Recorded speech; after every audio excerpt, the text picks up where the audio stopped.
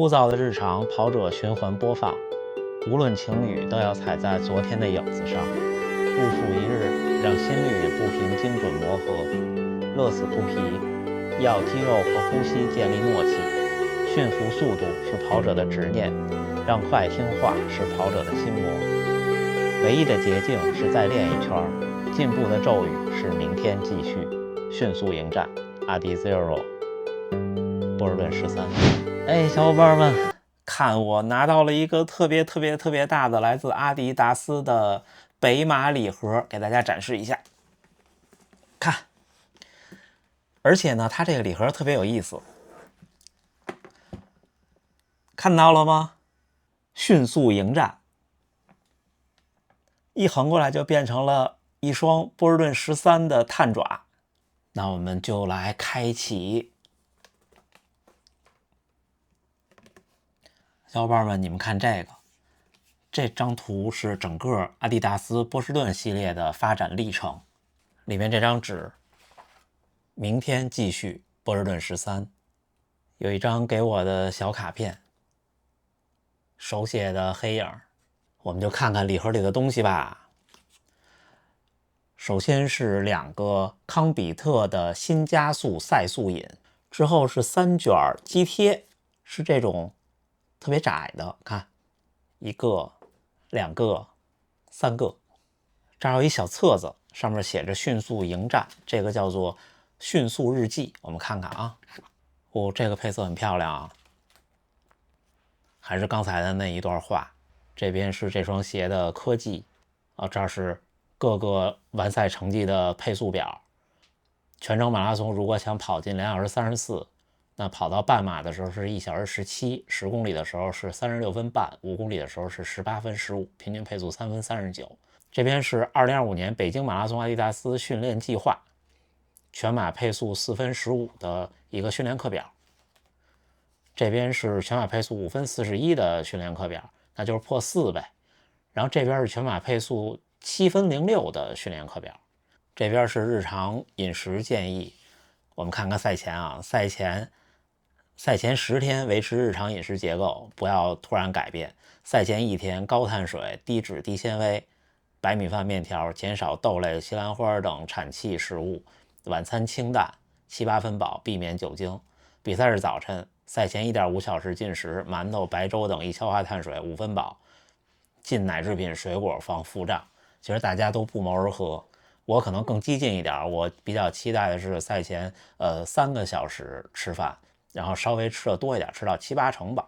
这边就是真正的跑步日记了，它其实是个训练手册，就是自己记我今天跑了多少，什么感觉，有点像早年间采访吉欧乔格，他说他写训练日志，回头试试我写他。然后还有一层哦，这就是这个小册子首页的那个配色的波士顿13。这双波士顿13的设计定位是一双竞速训练鞋，是一双竞训鞋。它和 Pro 4的区别是，虽然都是这种柱，但是它不是碳的，它是叫做有 Energy Rose 2.0 技术的仿生劲爪玻纤碳柱。一方面它是对中底有一个支撑，另外一方面这种玻纤的碳柱在竞训时候提供的推进力也是足够的。另外就是它和它的前代比，Less Strike Pro 这个中底材料的用料更多，它呢提供一种软弹的感觉，并且呢在速度训练的时候它也不会有那种软塌塌的感觉。阿迪这一系列的鞋我的评价就是软弹，你的速度快的时候它给的回弹和推进也是 OK 的。我穿这双鞋参加过一次周6我们15公里的配速跑，大概在3分55到4分的配速，在我看来这双鞋作为对我来说在这个配速下的训练是很合适的。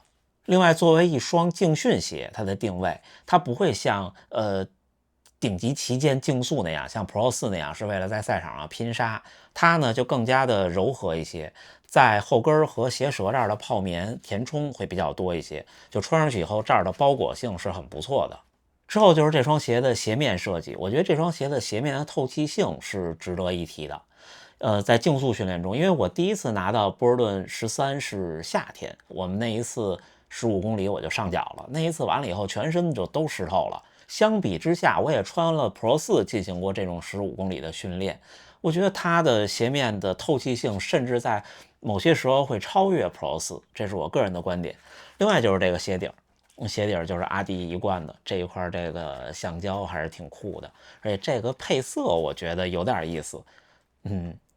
很开心能够收到阿迪达斯的北京马拉松的礼盒。北京马拉松其实对我来说也有很多不一样的感情，因为我在北京出生长大，到30多岁快40岁，现在生活在异乡，有时候家乡的一个活动是一种乡愁，所以今年我应该会很努力的去参加北京马拉松，也希望阿迪达斯这一系列的东西能够陪伴我度过北马之前最后这1个月的训练和生活。另外，今年阿迪达斯为了北京马拉松还开办了线上和线下的训练营，线下在4个城市：北京、上海、广州和成都。如果在这4个城市生活工作的小伙伴呢，可以去阿迪达斯的小程序看一看，他们这种线下训练营是有专业教练带队的。如果不在这4个城市，比方像我生活在异乡，可以去 Keep， 阿迪达斯在 Keep 上有一个线上的训练营，可以去试一试。今天拿到快递特别的激动，毕竟是一份跨越国界的礼物，来自北京马拉松，来自阿迪达斯，给我北马前这1个月的生活加油打气。这1个月看看能练成什么样吧。最后还是祝大家能努力生活，健康平安。咱们北京马拉松赛场上见。